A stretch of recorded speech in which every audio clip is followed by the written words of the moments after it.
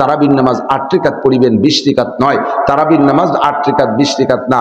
এই দেখেন বুখারী শরীফ, উনি বুখারী শরীফ নিয়েছে। তুই বুখারী শরীফ চিনিস?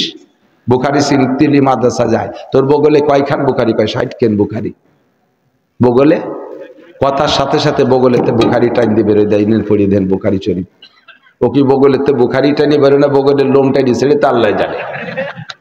তুই বুখারী চিনিস? 2 খান বুখারীর গায়ে 12-14 কেজি ওজন। 2 খান বুখারীর গায়ে 12-14 কেজি ওজন। তুই 60 খান বগলের গুরিশা বুখারী পাইছিস কোথায়? আমার সামনে এই পার্টি যদি 1 লাইন বুখারী শরীফের আরবি রিডিং করতে পারে বিনা লুকমায়, তাহলে আমি সারা জীবনের ইনকাম তারে দিয়ে দেব। 1 লাইন যদি পড়তে পারে। আজ 32 বছর বুখারী শরীফ পড়াই, তারপরও ভালো ভালো আলেমদের সামনে বুখারী শরীফ খুলে 1 লাইন পড়তে সাহস পাই না। আর জীবনে বুখারী আরবি পড়তে পারে না, বগলের বুখারী নিয়ে ঘরে।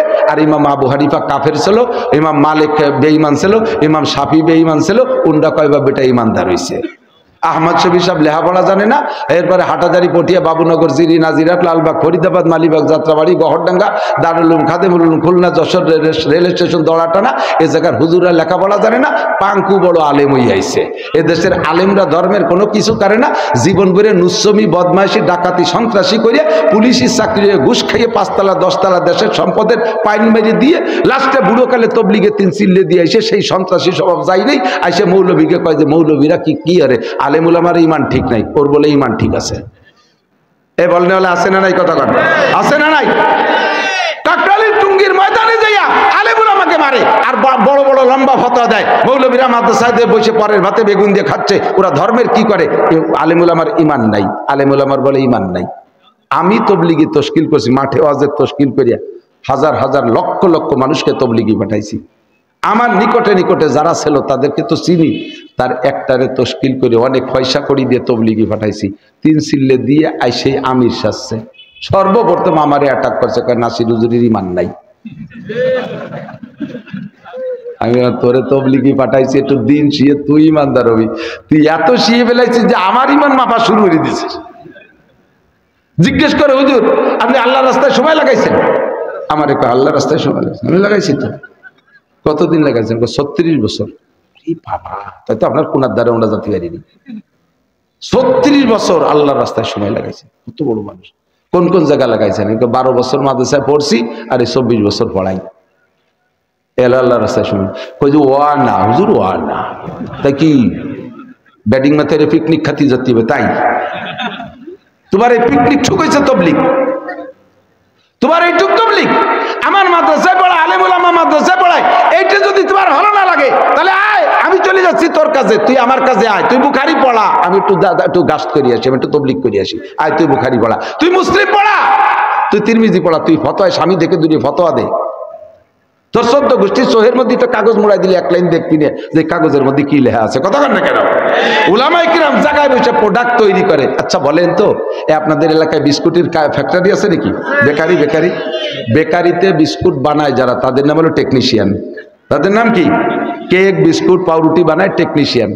এই টেকনিশিয়ান যারা মাল বানায়, ওরা কি এবার সকালবেলায় গ্রামে গ্রামে ভ্যান নিয়ে বেচতে যায়? ওরা রাত্রে বানাইয়া দিন বইরে আরামসে ঘুমায়। এয়ার কন্ডিশন রুম দিয়েছে, তার মধ্যে ঘুমায়। ওদের বেতনও মোটা বেতন, ভালো ভালো টেকনিশিয়ান যদি হয় এরা মোটা বেতন পায়। এখন বেশি বেড়ায় কারা? যারা ভ্যান চালায়, এই বানাতে পারে না পাউরুটি, ওরাই বক্স ভ্যানে দোকানে দোকানে দিয়ে বেশি বেড়ায়। মাঝে মাঝে ওই জল বৃষ্টি, তুফান, রোদ, খরা মরা সব ওকে মাথার উপর দিয়ে যায়। আবার ওই পয়সা নিয়ে দস্তাদস্তি, মারামারি, কিলি নাক মুখ ফাটাই ভুলুইও চলে আসা লাগে।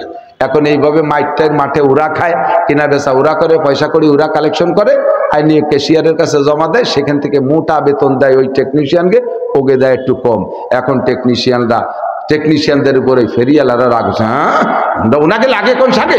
2 দিন বিস্কুট বানাইছে, এরপরে না হে তেলতে ঘুমায়। আমরা বেটারা দেশ ঘুরে এই কাজ করে বেছে, আমরা ঘুরে ফিরে না আনলি তোমরা টাকা দিয়ে বেতন পাইছে, তোমাকে লাগে কোন সাকে? এইগুলো টেকনিশিয়ানকে পর যদি ফেরিয়ালারা ধিক্কার দেয়, কোন তো কেমন লাগে? টেকনিশিয়ানরা যদি কয় যে ঠিক আছে তাই তোরা বেশি বেড়ে আমরা বিস্কুট বানাবো না, তাহলে পাবিনি কোন জায়গা? আমরা বিস্কুট বানালাম না, চাকরি করবার, তুই আসিবার কি পাইস? কোন জায়গায় কি বেচতে পারিস?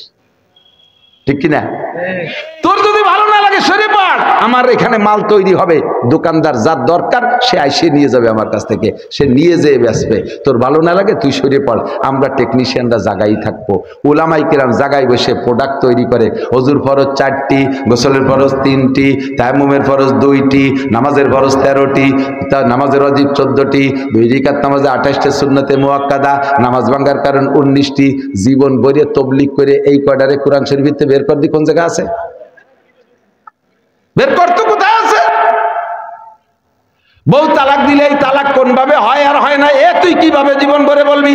তোর ফাজাইলে আমাল তাবলীগের হিসাবের কোনো জায়গায় লেখা নাই। সারা জীবন ভরে যদি একবারও ফাজাইলে আমাল তাবলীগের হিসাব মুনতাকাব হাদিস খতম না দেয়, না পড়ে, খোদার কসম কিয়ামতে একটা বারও আল্লাহ পাক জিজ্ঞাসা করবে না। কিন্তু কিয়ামতের ময়দানে তোমার নামাজ জিজ্ঞেস করা হবে। আউয়ালু মা ইউহাসাবু বিহিল আবদু ইয়াওমাল কিয়ামাতিস সালাহ, কিয়ামতের সর্বপ্রথম নামাজ জিজ্ঞাসা করা হবে। আর নামাজ ভাঙার কারণ 19টা, তার ভিতরে 1 নম্বর নামাজে কিরাত অশুদ্ধ পড়া। কতক্ষণ ঠিক না? কিরাত অশুদ্ধ হলে নামাজ হয় না। তোর মতো মূর্খ তাবলীগওয়ালা জীবন ভরে তাবলীগ করে একটা লাইনও কেউ রে শুদ্ধ করে কোরআন শরীফ পড়া শিখাতে পারবি না। কোরআন শরীফ যদি সুখে শুদ্ধ করে শিখাইতে হয় তাহলে উলামায়ে কেরামি মাদ্রাসায় বসে শিখায়। তোমার গায়ে কটুক বল আছে, তুমি ভ্যান রিক্সা অটো চালাইতে পারো, আমি মাওলানা নাসির কি পারি না? তুমি কি পারো তার চাইতে কম পারি না আল্লাহর রহমতে। আমি হাজার হাজার লাখ লাখ মানুষকে ঘন্টার পর ঘন্টা মাঠে বসায় রাখতে পারি, এ বুদ্ধি আল্লাহ আমারে দেশে। আমি কি ব্যবসা বাণিজ্য করে শিল্পপতি কোটিপতি হল্লাইরে চেষ্টা করতে পারতাম না?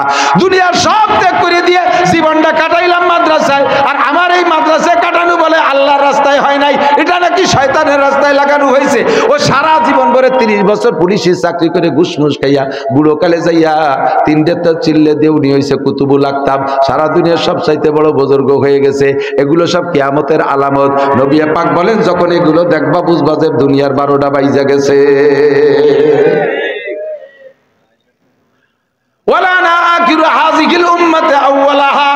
আমি আপনাদেরকে বলি, সামনে আসতেছে রমজান, 8 রাকাত তারাবির দাওয়াত দিয়ে এক পার্টি আছে না নাই? আছে, আছে। আপনি তার সাথে ঝগড়া না করে তারে সহজে বলবেন, বাবা মাওলানা নাসির সাহেব আমাদের এদেশের নন্দিত বক্তা আব্দুল জব্বার আজমি, তারা দুইজন কয়ে গেছে 8 রাকাত না তারাবির নামাজ 20 রাকাত, তারা যা বলছে আমরা সেই 20 রাকাতই পড়বো। তুমি জীবন ভরে যত বুখারী শরীফ আমাদের দাও না কেন আমরা বুঝি না, আমরা হুজুরদের অনুসরণ করি, হুজুররা যা বলছে তাই করব। যদি তোমার আমাকে দিয়ে 8 রাকাত পড়াইতেই হয় তাহলে নাসির সাহেব আর আব্দুল জব্বার সাহেব আর বক্তাদেরকে একটু শিখে আসো।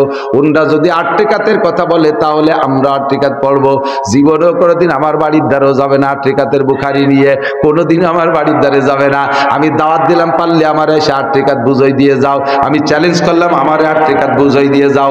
তোমার বাড়ি বাড়ি এভাবে গোপনে ফেরি করা লাগবে না। তা যাই কোন জায়গা? সিপাসাবার মাদ্রাসায় আসে না, সিপাসাবা কুনাকানা, এদিক তাকান, দোকানে কত প্রকারের মাল, পানিও আছে না, 7 up, Fanta, Mirinda, Coca Cola, RC, তারপরে মোজো বোজো, কতটা আছে না। এগুলো কি দোকানের পিছনে কোনো গোপন জায়গা সারিয়ে রাখে? সবগুলোদের দোকানে কি সুন্দর সাজাইছে না, সাজাইছে না? মাম পানি, ফ্রেশ পানি, এ সবগুলো হালাল পানি, সবদের দোকানে কি সুন্দর সাজাইছে। একটাও সিপাসাবার মধ্যে বেচা লাগে না। সিপাসাবার মধ্যে বেচারও বোতল আছে, আছে না নাই? ঘরের কোনা দিয়ে দোসান্দির ভিতরে ওই পিছনে যে এক প্রকারের বোতল বেচে, এই বোতলগুলো সামনে বেচা যায় না। কি বোতল কন্ত? মালের বোতল। যে বোতল খাইলে, মাল খাইলে তাল হারায় যায়, মাল খাইলে তাল হারায় যেটা, তালের বোতল সিপাসাবার মধ্যে বেচে। আমরা ওপেনে বিক্রি করি আমাদের নামাজ, রোজা, হজ, যাকাত, 20 রাকাত তারাবি, নবীর নিচে সেনা বান্দা, কানে হাত একবার দেওয়া, আমির আসতে বলা, ইমামের পিছনে সূরা ফাতিহা না পড়া। এই হালাল মালগুলো আমরা দোকানে সাজাইছি, মাহফিলের মধ্যে বলি, ইস্তেমায় বলি, চরমোনাই বলি, মসজিদের মধ্যে বলি, সব জায়গা বলি। তোমরা যে মাল বোতলে করে নিয়ে আইছো তা সামনে আসো, আমাদেরকে একটু ভরাই দিয়ে যাও, তা বেচতে যাও সিফাসাপার ভিতরে, কোনাকানার ভিতরে যাইয়া দুইজনে গোপনে ফিস ফিস করে বেচাবেচি করো। এরপরে বাড়ি বাড়ি যে বাবি সাহেবকে মহিলাকে বুঝে, ভাবি তারাবির নামাজ কয় রাকাত পড়বেন? কয় শয়তান সর, জীবন করে 20 রাকাত ফরিয়ে আসতেছি। তারাবি যদি 20 রাকাত থাকে পড়বেন, না থাকলে পড়বো কে? আছে বলি তো বলি, কোথাও নাই। দুনিয়ার কোরআনের পরে সবচেয়ে বড় কিতাব বুখারী শরীফ। এই যে দেখেন বুখারী শরীফ, কি কই ও কি দিচ্ছ ছোটি বই? নেই তো বুখারী শরীফ। বুখারী শরীফ নিয়ে গেছে মহিলাকে পড়ানোর জন্য। মহিলা চুলোর ফিটি ছিল, বুখারী একখান শরীফ দিয়েছে ওর হাতে, মহিলার হাতে, মহিলা চুলোর ফিটি থুয়ে দিছে। তার পড়বে না, বোঝে না। পরে ঘুরে এসে ওর পর বিলেই শুয়ে রয়েছে, বুখারী শরীফের পর বিলেই শুয়ে রয়েছে। ওরে বুখারী ভেরিয়ত্তি ফাটাইছে বিলের বিছানা বানানোর জন্য। বুখারী হাদিসকে, হাদিসের কিতাবকে অপমান করে ছাড়ার কিচ্ছু না। ওয়ালা নাকিরু হাযিল উম্মাত আওয়ালাহা। আরে দোস্ত, টেলিভিশনের বক্তার শোনেন, টেলিভিশনের বক্তার সামনে কোনোদিন যাইতে পারবে না, তাদেরকে আমাদের সামনে নিয়ে আসেন। বাংলাদেশের কোনো মশালার জন্য বিদেশে যাওয়া লাগবে না, চ্যানেল হুজুরির কাছে যাওয়া লাগবে না।